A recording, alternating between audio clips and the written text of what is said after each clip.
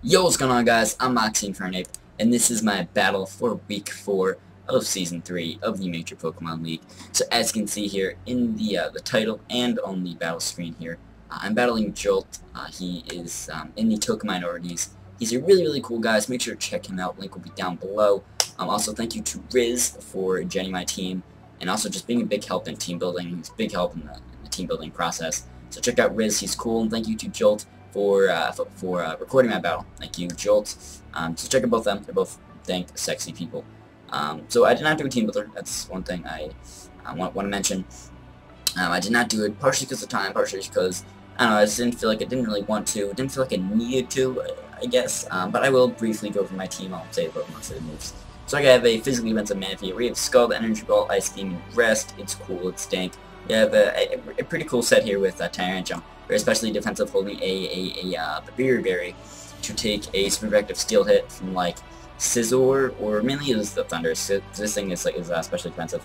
You switch in and kind of handle that Thunderous a little better, because Thunderous is a pretty big issue to my team. But the moves here, I have Dragon Tail, Head Smash, Home Claws, and Stealth Rock. It's pretty cool. I really want to set Stealth Rock against this team because Stealth Rock's just nice, just in general. And that's a thought I had, like just looking at his team, like not like this team of 6, like his whole roster, I mean. But also just against this team of 6, it's pretty nice. It's nice to break a potential sash on a Dugtrio. Next, we have Glalie. We have Ice Shard, Double Edge, Explosion, and Spikes. Spikes are nice to potentially have to stack his team, moving down things like Mega Swampert and Miltank, which can give things like Glalie, and which can give Glalie some issues and give him some problems. So it'd be nice just to have Spikes, just to chip down his team. Cool. Then we have Skarmory, especially defensive. Now I know Skarmory and Tyrantrum are both especially defensive, but I'm actually impish on both of them because their base defense, or the physical defense, is higher than their special defense. Even with all this, even with like the max EVs and special defense, their defense is still higher. So it'll be better for me to raise their physical defense. That's why they're both impish. Not like really matters too much to you guys, but I just wanted to mention that. Skarmory has a Whirlwind, Roost, Rayford, and Default, holding an Akaberry. It helps for like Sylveon, I guess. I didn't think he'd be like too offensive. I thought he'd be like Wish. I thought he went like the same kind of set he'd been running last week in MPL. Also, the previous 2 weeks in MPL, just a defensive Sylveon with like Wish and things like that. The next we have a Scarfed Infernape with Flare Blitz, U-turn, Close Combat, and HP Ice. This thing Scarfed is cool. I didn't really need the 4th move slot. I was thinking about some things, maybe Grass Knot, maybe Mach Punch, but I had HP Ice for the Salamence. He didn't bring Salamence. Also with Skarmory, really the Akaberry is mainly for Salamence and Superior, but he didn't bring either of them. So that means Skarmory, his item's not too useful. I mean, it could be for Sylveon if he brings a more offensive one with HP Fire.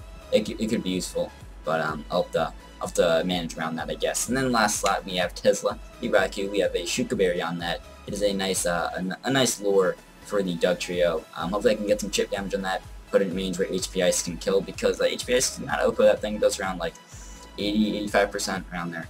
But yeah, I have HP Ice, Volt Switch, Thunderbolt, and Toxic actually, just to like weaken down and make a Swampert, and I guess Miltank, even though it doesn't feel well, or it might feel well. That's something he gets, but I don't know if he's burning it. We'll see. But yeah, that is my team. So now my plan was to lead with Tyrantrum, because that was my plan going into the battle. But then, so I see his team here, and he brings the Mega Swampert, but he does not bring Politoed. So I know, or at least it looks like his team, it's not a rain team like he would have with Politoed, and also he didn't bring Sableye with that, with the Prankster Rain Dance. So it doesn't look like he's a rain team. So the Swampert is probably more bulky, probably has like Stealth Rocks and things like that. So I thought he might want to lead with Swampert, so I actually didn't lead Tyrantrum, as I will get into the battle now. Should start up real soon. But yeah, I do lead with Manaphy, because I was kind of fearing a potential Swampert lead, because he might just want to set his rocks with Swampert if he has him on Swampert. So he actually leads with his Thunderous, as you can see here. It does make sense, because I did not bring my Nidoqueen, so I don't have any electric immunity, so it makes sense because he can just Volt Switch around me. So I just switch in to my Tyrantrum, because this is kind of what I have meant to take on Thunderous. I do also have a Raikou. It's not AV though, because I can't really afford to be AV just because of that Dugtrio. But he does actually go for the knockoff there, interestingly enough. Knocks off my berry there. That's okay, it's not a huge deal. I would have liked to still have it, but it's alright. So he brings in the Swampert. As I just set up my rocks, just to weaken down his team, just to get some chip damage on things. So I actually switch out into my Manaphy, right? Because Manaphy is my switch into Swampert. It's just nice, it's bulky, it has Energy Ball for this thing and Polytoad. So as he actually makes a very aggressive play, he goes right back into Thundurus, I believe. Yeah, goes back into Thundurus as I take a sip of my ginger ale here. I'm not sponsored, but they're just cool. So I'm not too worried about that just because I can go right back into Tyrantrum. He's probably going to Volt Switch, but that's okay. Because he's getting weakened down, and I did set up my Stealth Rock there, so that's really nice. So here actually goes for the Thunderbolt, not the Volt Switch, showing he might not have Volt Switch, because he really has no reason not to go for it, but I guess he's just trying to get more damage off with Thunderbolt. So now he just makes a dry switch, or a hard switch, that's the term there, a hard switch into his Mega Swampert, or his Swampert that is not Mega yet. But I go for a Dragon Tail here, just trying to just phase things out, get some chip damage on things, because I thought he might want to go into this thing, and Head Smash wouldn't do too much to this thing. It would do about the same as Dragon Tail, or I think a little more, but sorry. So Sylveon comes in. I don't want this thing to be kind of speedy, or to have like a fair amount of speed, and outspeed my Tyrantrum. Naturally, Tyrantrum outspeeds, and I do a little bit of speed just for like a creeping Sylveon, but I don't want to risk it. I have a good switching being my Skarmory, so I'm just going to go into that and eat this Head Voice pretty well. So I see he does actually a little more than I thought. Looks like he's not he's not a defensive Sylveon, it looks like, or it looks like he's a good amount of special attack investment. So I ran the calc, and looks like, I think it was like he's timid max special attack, maybe it's modest max special attack. So I thought maybe he's Scarf based off that damage, because he's not Specs, and I don't think there's any chance he could beat Pixie Plate from that. But I just go for a Brave Bird there, just trying to get some damage on something. Just again, weaken things down, just chip them down. That is Skarmory's job here. So I thought this thing might want to set rocks. I believe I just Roost, because I want to stay healthy. I could have switched into Tyrantrum, which was kind of my switch in to deal with this thing. But I wanted Skarmory to stay healthy, because I didn't want it, or I didn't want the rocks to be on the field, and for me to like have to switch and take rocks and take an attack, and then probably get 2 KO'd by something. So I actually goes for the Rock Tomb now. And I Whirlwind here, I think, just to phase things out again, get some damage, yeah, okay, I go for that. And, I forget what comes in, something, Scizor? I feel like Scizor. Yeah, it is Scizor. I was right. Bam! So Skarmory's just being nice, just phasing things out. So is Tyrantrum with a nice Dragon Tail. So he goes for a U-turn just to get some chip damage off. It does like 5 damage, if that. No, it actually did like 12, I think, but it does nothing. It's fine. So something else is going to take rocks. I forget what he sends in. I think it was Swampert. Yeah, it is Swampert. So I'm thinking, why does he want to bring this thing in? Because, like, what is he going to do? Because I can just weaken this thing down and stall it and beat it 1v1. So I don't know what he's trying to do. I go for Brave Bird. I think it puts it to like right around half. So I find out this thing is physically offensive just based on that damage roll there. Yeah, just based on that damage. So yeah, now he finally Megas after me phasing him out and just getting chip damage on him. He finally Mega Evolves, so good for him, I guess. But he's not really going to be able to use his Swift Sim because it does not look like he brought any kind of rain. He actually goes for the Rest here, and that shows he's probably Rest Talk, and yeah, he's definitely bulky if I had any kind of doubt about that earlier. I think I go for a Whirlwind here. Maybe, no, I think I go for a Boost, just to see what you do, just to stay healthy, yeah. Okay, so I go for that. So I'm back at full, he's also back at full, but he's asleep. But he most likely is Sleep Talk, because it'd be kind of weird to have Rest and not Sleep Talk. Also because he definitely can't carry a Chesterberry, because his item is his Swampert type, or whatever it is for the Swampert Mega Stone. I think it's that, but whatever. So I go into Manaphy, and I think he just, yeah, he just Sleep Talks, of course, as you see here, which I already kind of said it, but yeah, he has Sleep Talk. And he just gets a Rest, I think, so it was fortunate for me, I was a little lucky, but that's alright. So now I could go for the Energy Ball and show that I have it, but I don't think I really need to, because I think I'm going to switch out maybe into like Scizor, but probably Sylveon. So I'm just going to go for the Skull, because it's just a nice safe play. It hits everything on your team pretty well. I think it's at least neutral to everything on your team. So yeah, I just go for Skull as he switches into Sylveon. Yeah, so it takes rocks damage, and the Skull does a fair chunk, I believe. Yeah, so it looks like it's not too defensive, or like, yeah, or he could be, I forget what the roll like showed about his set, but it does a fair chunk, as you see there, and I get burned. So I think maybe he wants to Wish here, but okay, let me actually pause. Okay, you see what he does there, but I thought about switching into Tyrantrum there. Now that would have been a now that probably seems like it would have been a kind of dumb play, but I didn't switch into time rancher, as you see. But that would have been a really aggressive play, because I thought, okay, he might think I'm going to switch into Scarm, so he could go into Thunderous, and then if I wanted to Tyrantrum as he would go into Thunderous. That would be a really good play on my part. But I thought, well, you know what, I'm just going to see what he's going to do. I can just Skull. That's just a safe play. Yeah, so far I've really just been playing safe, just making the safe plays. I haven't really made any really risky plays or any aggressive plays. So Skull just, pretty good damage again. I got the lefties, and that Hyper Voice there did a fair chunk, and I think from that damage it shows he is pretty offensive. Looks like he is scarfed of some kind of sort. So we're switching to Skarmory to take the Hyper Voice again. I believe, yeah, he just goes for it, and then he dies to the burn. That's a kill for Manaphy, because Manaphy got the burn with the Skull. I'm kind of talking ahead of myself, but that's alright. But after the match I did talk to Jolt, and yes, he was scarfed, so we did get confirmation after the match. That does a fair chunk there, and Skarmory is pretty weakened down. It's a little above half, so it's still okay. I can hopefully go for a roost soon or later at some point, just to keep Skarm healthy. But now he brings in his Thunderous, as I thought he would, and he takes another 25% from the Stealth Rocks. So that's cool.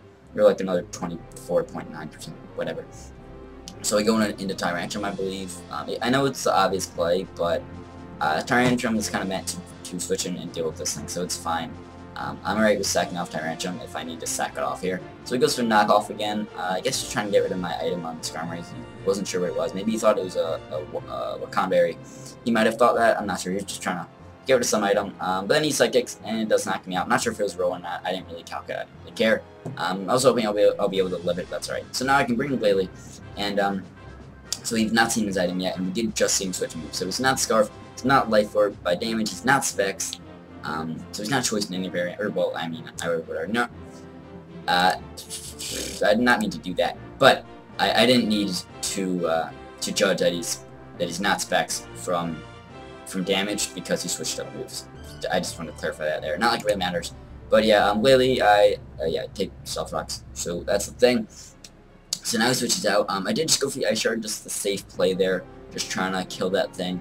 Now, right after I clicked Ice Shard, I thought, wait, crap, he might be Yashi, and in that case, he can just go for T-Bolt, knock me out. But he did switch out, and I did get the Mega Evolution off. So that's cool, and he goes in Swampert. As I take another sip to be dank Ginger Ale. It's stellar. So Ice Shard does a little bit, like 15%, 10%, something like that. I believe Explosion kills from that range, but I didn't want to go for that because I wanted Glalie alive, because Glalie is not necessarily a win con, but it's really nice in this match. So I want to keep him alive. Also, because I thought he might want to switch and do Miltank, and I think Explosion was able to kill Miltank from that range. So I set up a layer of spikes, and that one layer of spikes is huge, which you will see later. But Glalie, setting out that layer of spikes there was really helpful. So now I go into Skarmory because I just wanted to just to see what he would do.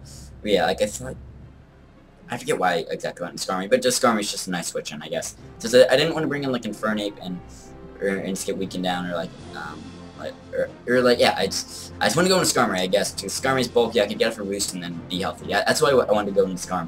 So I was looking for a chance to heal up Skarmory. So he switches out into the Scizor as I boost. Yeah, he takes spikes, he takes rocks. That's awesome. So yeah, I get healthy. That's cool. So what does he go for? I believe. Oh yeah, right, let me pause again. So I thought the way he brought in, he would want to default, get rid of the hazards, because now I've not only set my rocks, I've set up a layer with spikes. So I'm really pressuring him with all these hazards. So I thought he might want to default. So here, actually does not default. He goes for a Swords Dance. As I believe I just go for a Brave Brute. So I didn't want to, cause like I didn't want him to get rid of the hazards and then to me to phase him out, because then I wouldn't really be pressuring him that much, because I would just be switching things around and they wouldn't be taking Stealth Rocks damage, because he would have just got rid of them if he default. But he'd set up a Sword Stance. So now I go for the boost, thinking he might go for a superpower, or thought, well he might go for a Natural Gift.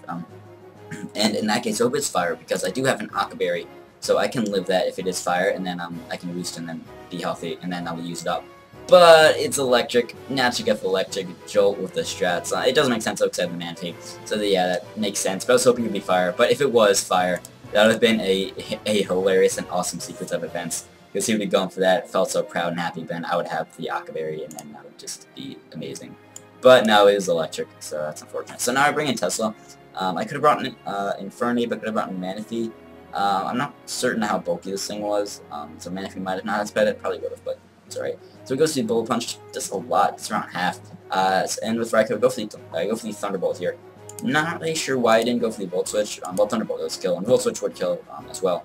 But I really should have gone for the Volt Switch. Well, okay, so I was thinking, alright, well, I can kill this thing, and then he'll bring in the Dugtrio, which is exactly what I wanted him to do. Because I have the Shuka Berry, so I was thinking, alright, with these Stealth Rocks and Spikes, I think it puts you in range of where HP Ice can kill.